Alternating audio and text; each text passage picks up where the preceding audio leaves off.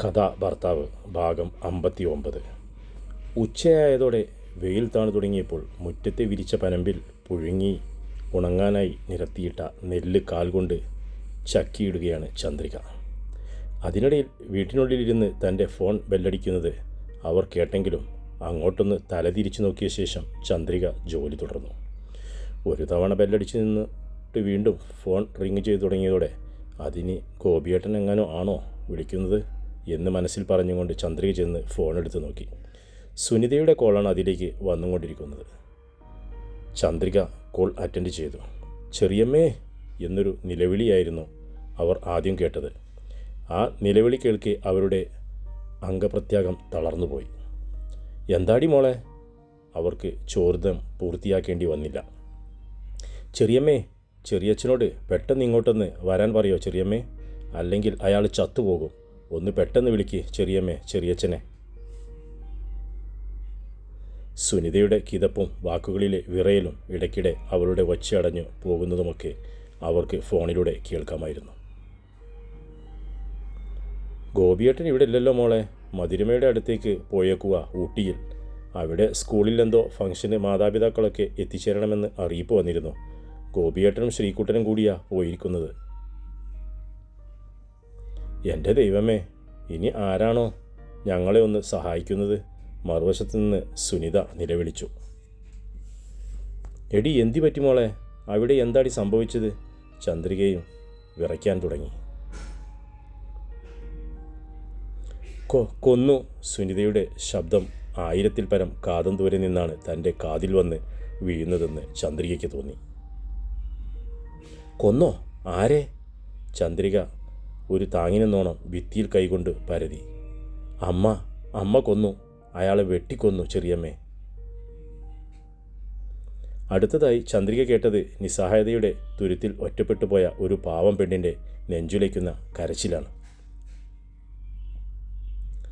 താൻ പോലും അറിയാതെ ചന്ദ്രികയുടെ കയ്യിൽ നിന്ന് ഫോൺ വഴുതി നിലത്തേക്ക് വീണു.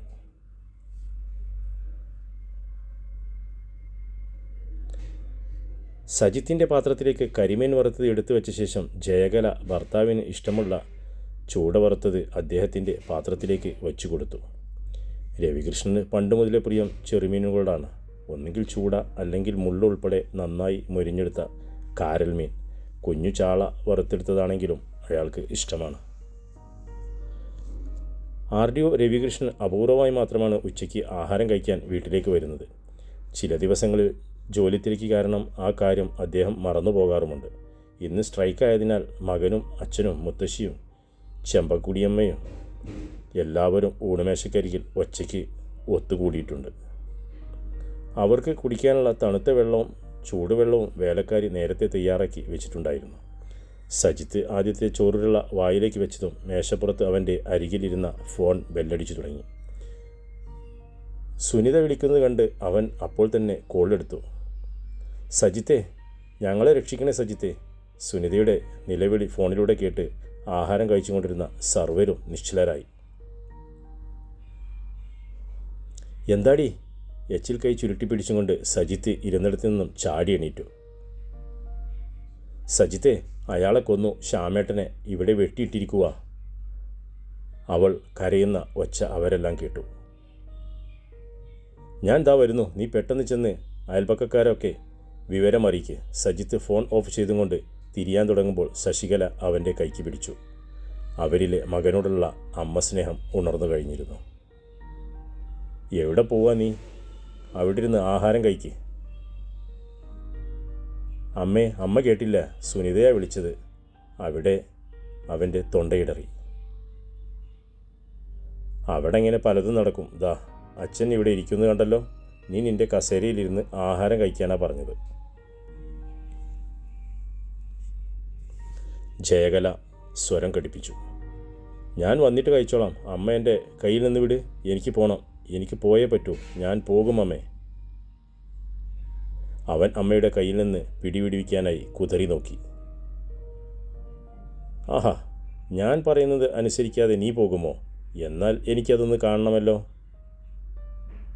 ജയകലയ്ക്കും വാശിയായി. വിട്ടരടി ജയെ, നീയല്ല ഈ ഇരിക്കുന്നതിൻ്റെ ഭർത്താവും ഈ ലോകം മൊത്തവും ചേർന്ന് തടഞ്ഞാലും നിന്റെ മകൻ ഇവിടെ നിന്ന് പോയിരിക്കും. കാരണം മറുവശത്ത് അവൻ്റെ മാത്രം സഹായത്തിന് വേണ്ടി കഴിയുന്ന അവൻ സ്നേഹിക്കുന്ന പെണ്ണ. അവളാണ് അവനെ കണ്ണീരൊഴുക്കിക്കൊണ്ട് സഹായത്തിന് വിളിക്കുന്നത്. അവനറിയാം ഈ നേരത്ത് താനല്ലാതെ ആരുമില്ല അവരെ സഹായിക്കാനെന്ന്. അതുകൊണ്ട് തന്നെ അവളുടെ അടുത്തേക്ക് പോകുന്നതിൽ നിന്നും അവനെ തടഞ്ഞു നിർത്താൻ ദൈവത്തിനെ കൊണ്ടുപോലും കഴിഞ്ഞെന്ന് വരില്ല. ചെമ്പകക്കുട്ടിയമ്മ മരുമകളുടെ മുഖത്തേക്ക് നോക്കിക്കൊണ്ട് പറഞ്ഞു. മകൻ്റെ കയ്യിൽ പിടിച്ചിരുന്ന അവരുടെ കൈയുടെ ശക്തി താനെ ചോർന്നുപോയി. സജിത്ത് ഒരടി നിന്നിട്ട് തിരിഞ്ഞു നിന്ന് അച്ഛനെ നോക്കി. അച്ഛാ, അവൻ വിളിച്ചു. മുഖം കുനിച്ചിരുന്നു അയാൾ മകൻ്റെ വിളി കേട്ട് മുഖമുയർത്തായി അവനെ നോക്കി. സഹായിക്കണ അച്ഛാ, എന്തെങ്കിലും സഹായം ഞാൻ ചോദിച്ചാൽ എന്നെ നിരാശപ്പെടുത്തല്ലേ. അച്ഛനതിന് കഴിയുമല്ലോ. പാവങ്ങളച്ഛാ അവിടെയുള്ളവർ. അവൻ അച്ഛനെ നോക്കി തൊഴുതു.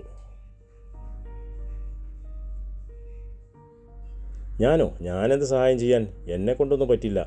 അയാൾ മകൻ്റെ മുഖത്തു നിന്നും നോട്ടം ദൂരേക്ക് മാറ്റിക്കളഞ്ഞു. നിന്നെ കൊണ്ട് പറ്റില്ലേ? പിന്നെ ആരോടടാ നിൻ്റെ മകൻ ഒരു സഹായം ആവശ്യപ്പെടേണ്ടത്? അവനൊരു സഹായം ആവശ്യപ്പെട്ടാൽ നീയല്ലാതെ പിന്നെ നാട്ടുകാരാണോ അവന് ചെയ്തു കൊടുക്കേണ്ടത്? നീ എൻ്റെ മകനാണെന്ന് പറയാൻ എനിക്ക് നാണമാകുന്നില്ലോടാ രവി.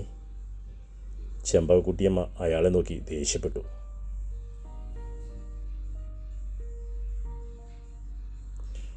നാണമാകുന്നെങ്കിൽ അമ്മ അങ്ങനെ ആരോടും പറയണ്ട. തീർന്നല്ലോ പ്രശ്നം. ജയകല ഭർത്താവിൻ്റെ രക്ഷയ്ക്കെത്തി. ജയകലെ, നീ മിണ്ടിപ്പോകരുത്.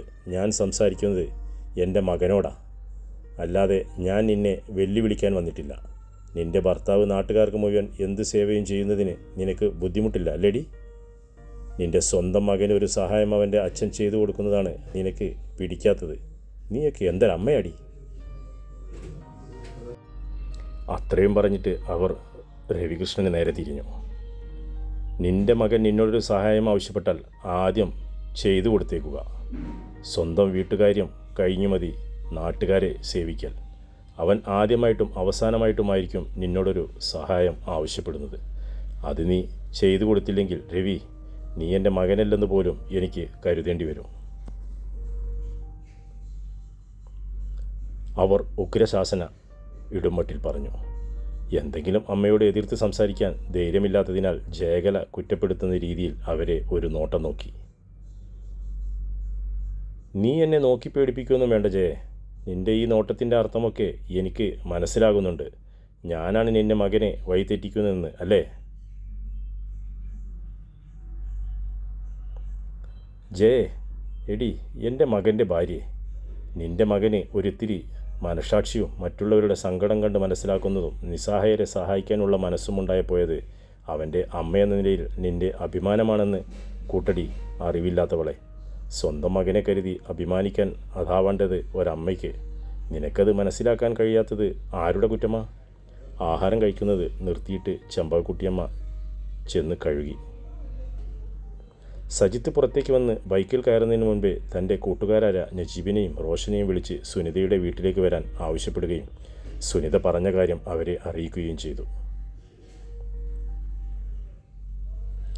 വിനു ഏതോ കൂട്ടുകാരനെ കാണാനായി ടൗണിലേക്ക് പോയിട്ട് തിരികെ വന്ന് ബൈക്ക് സ്റ്റാൻഡിലേക്ക് വയ്ക്കുന്നതും നോക്കി സിറ്റൗട്ടിൽ ഇരിക്കുകയാണ് സുന്ദരേശൻ. വിനു ബൈക്ക് സ്റ്റാൻഡിൽ വെച്ച ശേഷം അടുത്തായി കിടക്കുന്ന പുതിയ കാറിന് ചുറ്റുമൊന്ന് നടന്നു നോക്കി. പിന്നെ അതിൻ്റെ ബോഡിയിൽ പറ്റിയിരിക്കുന്ന പൊടിയൊക്കെ കൈകൊണ്ട് തുടച്ചു മാറ്റി. അവന് പുതിയ കാർ നന്നായി ഇഷ്ടപ്പെട്ടു. കുറച്ചു നാളായുള്ള അവൻ്റെ സമ്മർദ്ദം കാരണമാണ് കുറച്ച് വസ്തു വിറ്റ ശേഷം സുന്ദരേശൻ അവൻ പറഞ്ഞ കാർ എടുത്തു കൊടുത്തത്. അപ്പോഴാണ് തങ്കമണി അയാളുടെ ഫോണും കൊണ്ട് അവിടേക്ക് വരുന്നത്. കുറച്ചു നേരമായി ആരോ വിളിക്കുന്നു. പേരൊന്നും കാണുന്നില്ല, നമ്പർ മാത്രമേ ഉള്ളൂ. ഇനി മൊബൈൽ കമ്പനിക്കാർ എങ്ങാനും ആണോ നോക്ക്. ഫോൺ അവർ സുന്ദരേശന് കൈമാറി. അയാൾ കോൾ എടുത്തതും 2 നിമിഷത്തിനുള്ളിൽ എൻ്റെ ദൈവമേ എന്ന് നിലവിളിച്ചുകൊണ്ട് ചാടി എണീറ്റതും ഒന്നിച്ചു കഴിഞ്ഞു. എന്തു പറ്റി? തങ്കമണി ഉദ്യോഗത്തോടെ ചോദിച്ചു. എടി, അവൻ മരിച്ചുപോയെന്ന് അയാൾ നിലവിളിക്കും പോലെ പറഞ്ഞു. ആരുടെ കാര്യമാണ് നിങ്ങളീ പറയുന്നത്? നമ്മുടെ മോൻ ശ്യാം. അവനെ അവർ കൊന്നെന്ന്. അയാൾ തലയ്ക്ക് കൈവച്ചു. എന്താ അച്ഛാ, എന്തു പറ്റി ശ്യാമേട്ടന്? വിനു ഓടി അയാളുടെ അടുത്തേക്ക് വന്നു. എടാ മോനെ, അവളുമാരെല്ലാം ചേർന്ന് അവനെ കൊന്നെന്ന്. നിന്റെ സഹോദരനെ അവിടെ വെട്ടി കൊന്നിട്ടിരിപ്പുണ്ടടാ, അയാൾ നിലവിളിച്ചു.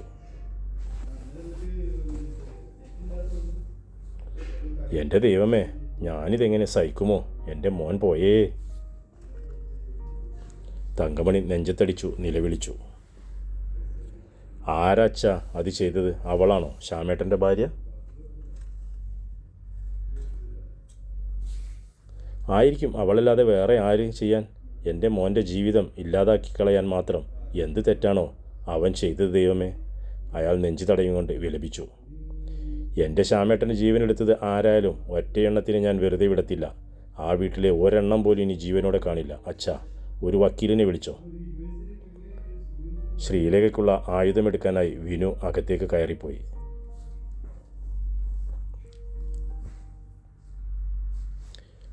ഉച്ചനേരം ആയതുകൊണ്ടാണോ കവലയിൽ ആളനക്കം തീരെ കാണാത്തത് എന്ന് ശ്രീലേഖയ്ക്ക് സംശയമായി.